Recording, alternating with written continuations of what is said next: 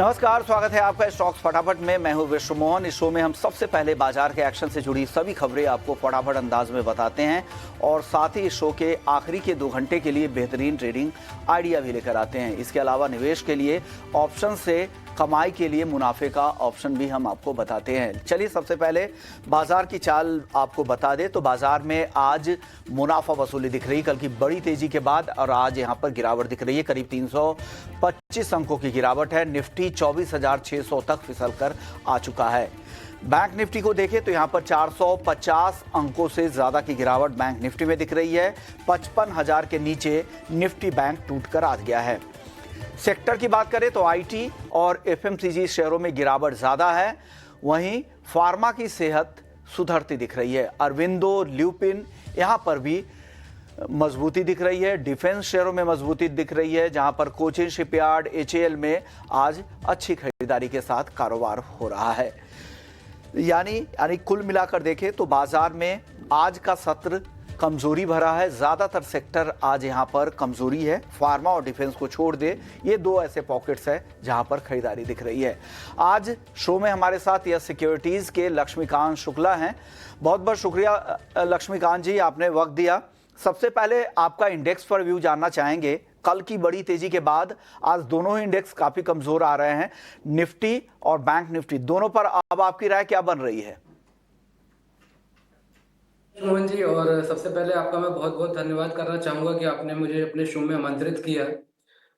जैसा कि हम इंडेक्स पर देख पा रहे हैं कि जो 25,000 का साइकोलॉजिकल लेवल था, वो अब एक अहम रेजिस्टेंस होगा निफ्टी के लिए, और जब तक मार्केट इसके नीचे ट्रेड करता है तब तक हम रेंज बाउंड मूव एक्सपेक्ट कर सकते हैं। लोअर साइड पे जो सपोर्ट्स अभी नजर आ रहे हैं वो नजर आ रहे हैं 24,350 के आसपास, और मुझे लगता है कि एक बार मार्केट उसको रिटेस्ट कर सकता है और फिर वहां से हमें एक पुल बैक देखने को मिल सकता है। क्योंकि जिस हिसाब से हमें कल का मूवमेंट दिखा था, हमें निफ्टी में 900 पॉइंट के गेन देखने को मिले थे, तो उस हिसाब से आज ये तय था कि हमें हल्की सी प्रॉफिट बुकिंग देखने को मिलेगी। बट जिस हिसाब से करेक्शन आते हुए दिख रहा है, तो मुझे लग रहा है कि अभी थोड़ा सा ये करेक्शन एक्सटेंड हो सकता है और आने वाले समय में हमें 24,400 से लेकर 24,350 के जोन निफ्टी दिखा सकता है। वहीं पर अगर हम बैंक निफ्टी में बात करें तो बैंक निफ्टी में भी सेम स्ट्रक्चर बनता हुआ नजर आ रहा है। हालांकि कल का जो पिछला हाई था 55,466, उसके ऊपर भी बैंक निफ्टी आज नहीं जा पाया है और एक शूटिंग स्टार का पैटर्न नजर आ रहा है। तो ओवरऑल मुझे लगता है कि बैंक निफ्टी भी कंसोलिडेशन मोड में रहेगी। जब तक 55,700 के लेवल्स क्रॉस नहीं होते हैं, तब तक यहाँ पर भी हमें रेंज बाउंड मूव देखने को मिलेगा।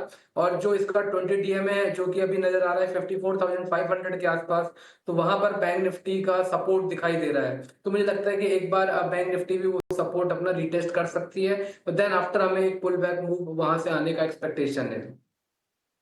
पर तो आपका नजरिया मिल गया है, लेकिन एक सेक्टर है डिफेंस का और दूसरा शिपयार्ड शेयरों में, यहां पर काफी अच्छी तेजी दिख रही है।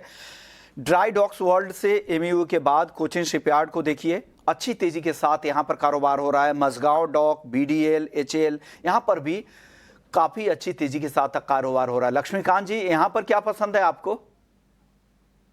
देखिए, अगर आप डिफेंस स्पेस की बात करेंगे कि वहां पर हमें अच्छी खासी तेजी देखने को मिली है, और अगर मैं निफ्टी इंडिया डिफेंस का चार्ट स्ट्रक्चर देख रहा हूँ, वहां पर भी हमें एक पुल बैक मूव आता हुआ दिखाई दे रहा है। करंट लेवल पे यहाँ पर हमें एक अपसाइड का मोमेंटम नजर आ रहा है, जो कि इसको पुश कर सकता है 7600 लेवल तक। तो ओवरऑल स्ट्रक्चर काफी बुलिश है निफ्टी इंडिया डिफेंस का। विद इन दी स्पेस अगर देखा जाए तो हमें जो सबसे बेहतरीन स्टॉक लग रहा है वो है एचएएल, क्योंकि एचएएल में हमें एक ब्रॉड बेस फॉर्मेशन नजर आ रहा है अराउंड दी लेवल्स ऑफ 4,360 350 के जोन के आसपास। और मार्केट में हमें भले ही निफ्टी में करेक्शन देखने को मिला है, बट यहाँ पर हमें उतना करेक्शन देखने को नहीं मिला है, और जिसके मद्देनजर वहां पर हमें एक बेस फॉर्मेशन भी नजर आ रहा है। तो हमें लगता है कि जैसे ही एचएएल 4,675 के लेवल ब्रेक करता है, उसके बाद से फिर हमें एक अच्छे खासे अपसाइड के मोमेंटम दिखाई दे सकते हैं एचएएल में। तो मुझे लगता है कि एचएएल काफी अच्छा ट्रेड रहेगा जैसे ही ब्रेकआउट 4,675 के आसपास आता है। अगर उसके ऊपर क्लोजिंग होती है, देन आफ्टर हम यहाँ पर 5100 से लेकर 5200 के लेवल का एक्सपेक्टेशन रख सकते हैं। वहीं पर जो हमारा सपोर्ट दिखाई दे रहा है 4360 350 जोन के आसपास है, जब तक ये इसके ऊपर ट्रेड करता है तब तक हम ये बुलिश ब्रेकआउट का एक्सपेक्टेशन रख सकते हैं। ओके, तो एचएएल आपको यहाँ से पसंद आ रहा है, यहाँ से और तेजी आपको दिख रही है, ब्रेकआउट के बाद तो और भी बड़ी तेजी 51-5200 के आसपास भी आप जाते इस शेयर को देख रहे हैं। आप अपनी पिक भी बता दीजिए सर, यहाँ पर आपके तरफ से टॉप ट्रेड क्या है आज? आज के टॉप ट्रेड में दो रिकमेंडेशन रहेंगे, दोनों ही बाई साइड के रिकमेंडेशन रहेंगे। जो सबसे पहला पिक है वो है जाइडस लाइफ। सो हमें अभी करंट लेवल्स पे हम इसको बाय करके चल सकते हैं, 900 के आसपास ये चल रहा है। यहाँ पर मुझे फॉलिंग ट्रेंड लाइन का ब्रेकआउट देखने को मिला है और पिछले 3 दिनों से यहाँ पे हायर टॉप हायर बॉटम का भी फॉर्मेशन है और आरएसआई में भी पॉजिटिव क्रॉसओवर दिख रहा है, वहां पे भी ट्रेंडिंग मूव नजर आ रहा है। तो हमें लगता है कि जाइडस लाइफ एक अच्छा पिक रहेगा आने वाले समय में, और इसमें जो हमारा टारगेट निकल कर आ रहा है वो आ रहा है 940 का, और हमें स्टॉप लॉस मेंटेन रखना है 880 का। ओके, दूसरा जो पिक है वो पावर सेक्टर से है, वो है सीजी पावर।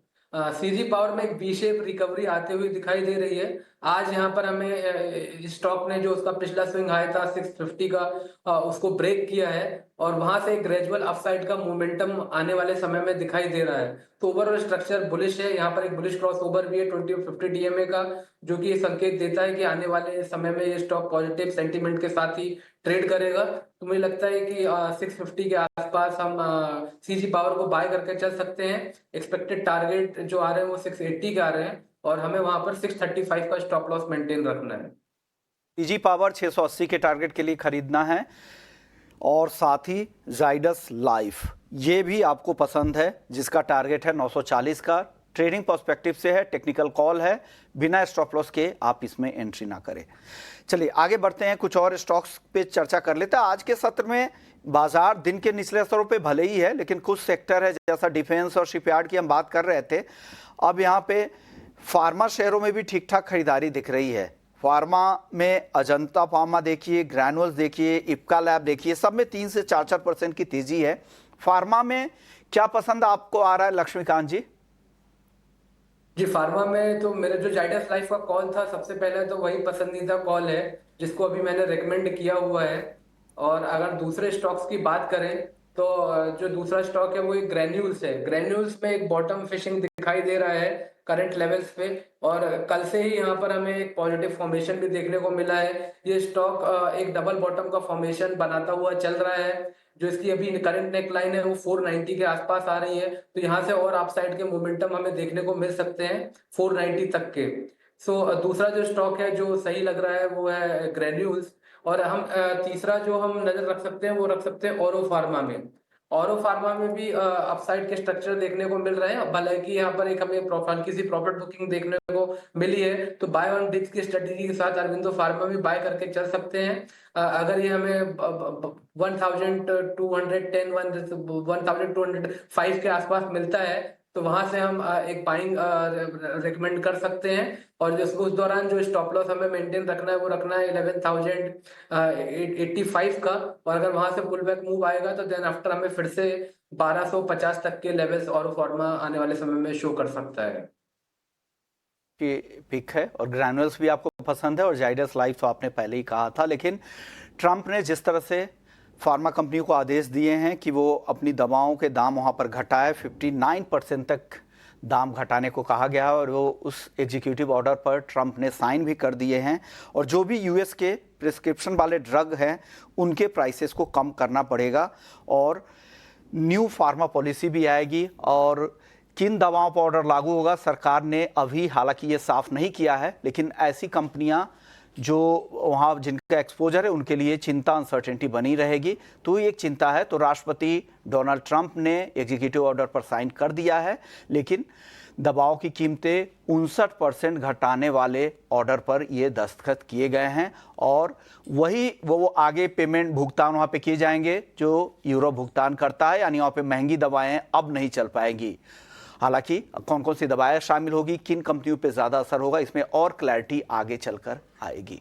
चलिए ध्यान रखिएगा, कभी भी आप फार्मा शेयरों में निवेश करने जाएं तो अनसर्टेनिटी को दूर होने दें, उसके बाद ही आप लंबी अवधि के निवेशक हैं तो आप निवेश कर सकते हैं। अगर ट्रेड करना है तो जैसा लक्ष्मीकांत जी कह रहे थे, फॉलो करें स्टॉप लॉस को, एंट्री और एग्जिट का भी ध्यान वहां पर रखिएगा। आगे बढ़ते हैं, कुछ और सेक्टर की बात कर लेते हैं जहां पर आज दबाव काफी ज्यादा है। आईटी में कल हमने काफी अच्छी तेजी देखी थी, उससे पहले सिप्ला के नतीजे आ गए हैं, वो आपको बताना ज़रूरी है। और नतीजे किस तरह के हैं, हालांकि अभी सिर्फ डिविडेंड के नंबर स्क्रीन पे दिख रहे हैं, आगे जैसे जैसे नंबर आएंगे बताएंगे। कंपनी ने चौथी तिमाही में 13 रुपये प्रति शेयर के डिविडेंड का भी ऐलान किया है, लेकिन बाकी के नंबर जो सबसे अहम होंगे वो भी हम आपको स्क्रीन पर लेकर आएंगे। और जैसे जैसे वो नंबर आते रहेंगे, उससे पहले अगर देखिए शेयर में, हालांकि आज सपाट है, नंबर जैसे जैसे आउट होंगे क्लैरिटी मिलेगी, शेयर भी आगे चलता जाएगा। पैट के नंबर देखना जरूरी होगा, रेवेन्यू के नंबर देखना जरूरी होगा। उससे पहले सिप्ला पर आपका एक टेक ले लेता हूं। सिप्ला आपको कैसा दिख रहा है लक्ष्मीकांत जी? अगर हम कल के चार्ट्स अगर देखते हैं तो वहां पे अच्छी खासी बॉटम फिशिंग होती देखी थी और हमें अच्छा खासा अपसाइड के मोमेंटम सिप्ला में दिखाया था। उसके दौरान हमें यहाँ पर अराउंड 2 to 3% की तेजी भी देखने को मिली थी। बट आज जिस तरीके से ऊपरी स्तर से यहाँ पर प्रॉफिट बुकिंग देखने को मिली है तो थोड़ा सा कॉशियस व्यू ही रहेगा सिप्ला के लिए। मुझे लगता है कि 1540 550 का एक रेजिस्टेंस है, अगर उसके ऊपर हमें क्रॉसओवर मिलता है प्राइसेस का, देन आफ्टर बाइंग करना चाहिए। अदरवाइज हमें थोड़ा सा वेट करना चाहिए पेशेंस के साथ और थोड़ा सा देखना चाहिए कि क्या ये अपने जो करंट स्विंग लो है जो कि दिखाई दे रहे हैं 1490 के आसपास, उसके ऊपर रहता है, उसके ऊपर स्टेबिलिटी आती है कि नहीं आती है। अगर 1490 के नीचे स्टॉक निकलता है देन आफ्टर फिर हम एक्सपेक्टेशन ये रहेगा कि फर्दर सेलिंग प्रेशर बढ़ेगा स्टॉक में और फिर 1460 के लेवल्स को भी टच कर सकता है। तो मुझे लगता है कि अभी हाल फिलहाल थोड़ा सा वेट एंड वॉच के रेस्पेक्ट में इस स्टॉक को देखना चाहिए। 1540 550 के ऊपर निकलता है देन फिर बाइंग के लिए बढ़ना चाहिए सिप्ला में। ओके, तो अभी वेट एंड वॉच के मूड में रहे सिप्ला के अंदर। नतीजे के और डिटेल्स ये हैं कि मुनाफा कंपनी का 939 करोड़ से बढ़कर 1222 करोड़ हो गया ईयर ऑन ईयर बेसिस पर। ये नंबर देखे तो फिलहाल अच्छे दिख रहे हैं, जो अनुमान था उससे भी यहाँ पर बेहतर दिख रहा है मुनाफा। बाकी अगर बात करें आय की, तो आय में भी अच्छी ग्रोथ दिखी है। आय 6163 करोड़ से बढ़कर 6729 करोड़ हो गया ईयर ऑन ईयर बेसिस पे। तो ये नतीजे अब तक दिख रहे हैं, जो शुरुआती नंबर्स हैं वो अच्छे दिख रहे हैं, अनुमान से बेहतर नतीजे भी है। 1222 करोड़ का मुनाफा, आय 6729 करोड़ का। चलिए वक्त है ब्रेक का, ब्रेक के बाद लौटेंगे तो ढेर सारे ऐसे स्टॉक्स हैं जहां पर आज काफी एक्शन दिख रहा है। क्या उन शेयरों में खरीदारी के मौके दिख रहे हैं या नहीं, या अभी दूर रहे, बताएंगे आपको ब्रेक के बाद।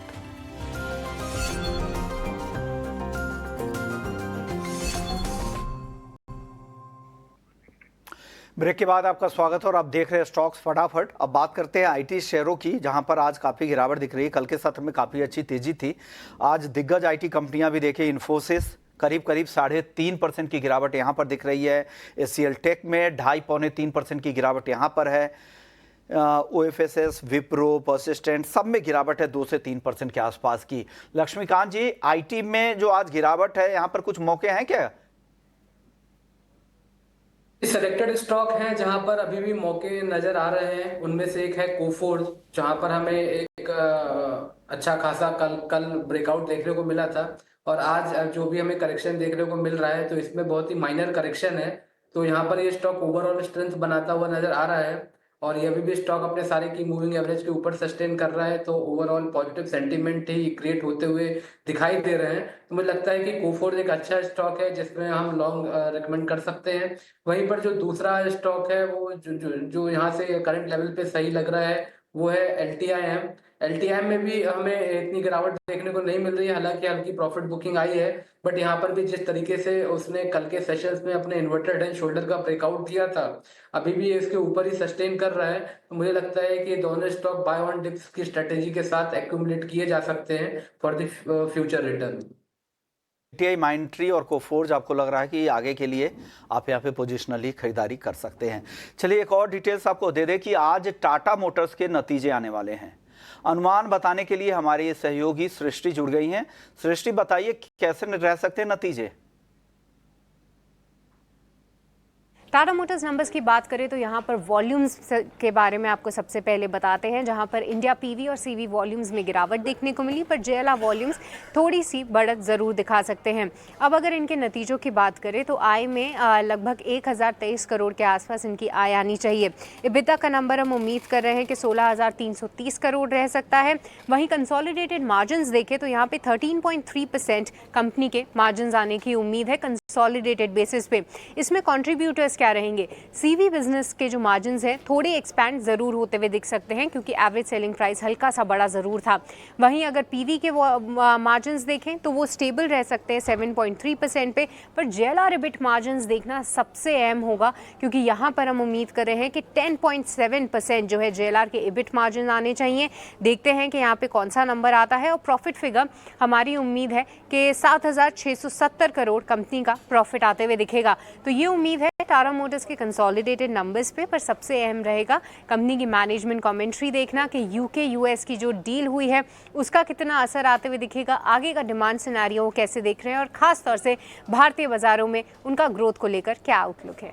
तो मैनेजमेंट की कमेंट्री काफ़ी अहम होगी। सृष्टि, आप बने रहिए हमारे साथ, क्योंकि आपसे हीरो मोटो का भी प्रीव्यू लेना है कि वहाँ नतीजे किस तरह के रहते हैं। उससे पहले टाटा मोटर्स पे एक टेक ले लेते हैं लक्ष्मीकांत जी का। टाटा मोटर्स नतीजों से पहले कैसा दिख रहा है आपको, क्या करना चाहिए यहाँ पर? मुझे लगता है कि टाटा मोटर्स में भी थोड़ा वेट करना चाहिए, क्योंकि यहाँ पर भी पिछले स्विंग हाई से प्रॉफिट बुकिंग आती हुई दिखाई दे रही है। जो इमीडिएट रेजिस्टेंस है वो 735 740 के आसपास ही है। तो मुझे लगता है कि हमें थोड़ा सा वेट करना चाहिए, रिजल्ट आ जाने चाहिए, उसके बाद ही यहाँ पर हमें पोजीशन क्रिएट करनी चाहिए। निचले स्तर पर सपोर्ट जो दिखाई दे रहे हैं वो दिखाई दे रहे हैं 695 से लेकर 670 तक के, तो सपोर्ट्स भी दिखाई दे रहे हैं। तो मुझे लगता है कि थोड़ा सा वेट करना चाहिए। अगर 735 के ऊपर निकलता है तो देन आफ्टर एक लॉन्ग की पोजीशन क्रिएट की जा सकती है।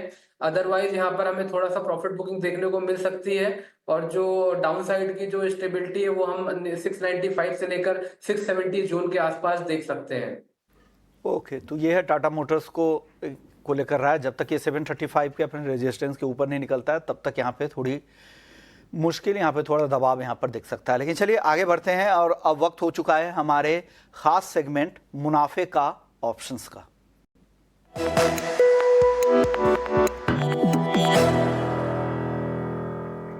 और आज मुनाफे का ऑप्शन बताने के लिए हमारे साथ सेंट्रम ब्रोकिंग के नीलेश जैन हैं। नीलेश जी, बताइए आज कहाँ मौके दिख रहे हैं आपको? Very good afternoon to you. देखिए, यहाँ पर आज थोड़ी प्रॉफिट टेकिंग हमें ऊपरी स्तरों से देखने को जरूर मिल रही है। इसके साथ साथ कुछ स्टॉक्स हैं जहाँ पे लगातार दबाव देखने को मिल रहा है। उस स्पेस में उस क्षेत्र में अगर हम नजर डालें तो वो है बैंकिंग स्पेस से इंडसइंड बैंक।